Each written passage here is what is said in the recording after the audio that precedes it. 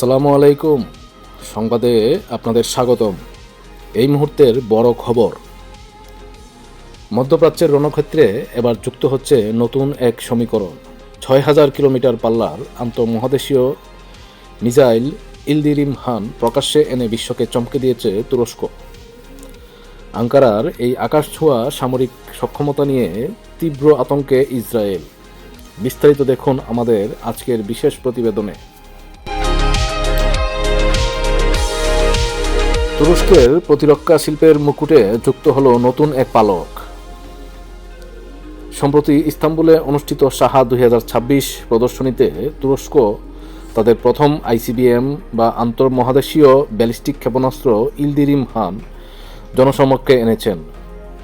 এই মিসাইলটির কার্যক্ষমতা যে কোনো আধুনিক প্রতিরক্ষা ব্যবস্থাকে চ্যালেঞ্জ জানাতে সক্ষম। এই ক্ষেপণাস্ত্রটির পাল্লা প্রায় ৬,০০০ কিলোমিটার। এর অর্থ হল আঙ্কারায় বসে পুরো ইউরোপ, আফ্রিকা এবং মধ্যপ্রাচ্যের যে কোনো প্রান্তে নিখুঁতভাবে আঘাত হানতে পারবে তুরস্ক।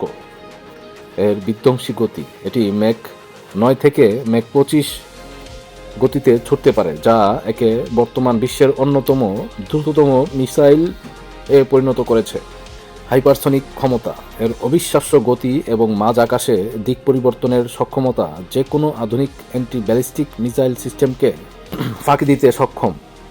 এটি প্রায় 3 টন বা 3,000 কেজি ওজনের বিস্ফোরক বহন করতে পারে। এদিকে ইসরায়েলের ঘুম হারাম, নড়েচড়ে বসেছে তেল আবিব। তুরস্কের এই আইসিবিএম সক্ষমতা প্রকাশ্যে আসার পর থেকেই ইসরায়েলি প্রতিরক্ষা মহলে শঙ্কা ছড়িয়ে পড়েছে। তেল আবিব এই ঘটনাকে দেখেছে তাদের নিরাপত্তার জন্য বড় হুমকি হিসেবে। ইসরায়েলি গোয়েন্দা সংস্থাগুলো এখন থেকে তুরস্কের মিসাইল লঞ্চিং প্যাড এবং প্রযুক্তিগত অগ্রগতির উপর তীক্ষ্ণ নজর রাখছে। ইসরায়েলি সংবাদ মাধ্যমগুলোর দাবি, তুরস্কের হাইপারসনিক গতির মিসাইল ঠেকানোর মতো সক্ষমতা বর্তমানে কোনো আকাশ প্রতিরক্ষা ব্যবস্থার মধ্যে নেই। বিশ্লেষকরা মনে করছেন, গাজা এবং লেবানন ইস্যুতে তুরস্কের কঠোর অবস্থান এবং এই মিসাইল প্রদর্শনী সরাসরি ইসরায়েলের জন্য একটি শক্তিশালী সামরিক সংকেত। ভূরাজনীতিতে বড় পরিবর্তন। তুরস্ক এখন কেবল নেটোর সদস্য নয়, বরং নিজস্ব প্রযুক্তিতে আইসিবিএম তৈরি করে বিশ্বের হাতে গোনা কয়েকটি শক্তিশালী দেশের তালিকায় নাম লেখালো। এর মাধ্যমে মধ্যপ্রাচ্যে ক্ষমতার ভারসাম্য পুরোপুরি বদলে যেতে পারে বলে আশঙ্কা করছেন আন্তর্জাতিক সমর বিশেষজ্ঞরা। তুরস্কের এই সামরিক উত্থান কি কেবলই আত্মরক্ষা, নাকি এটি ভবিষ্যতে মধ্যপ্রাচ্যে বড় কোনো যুদ্ধের পূর্বাভাস?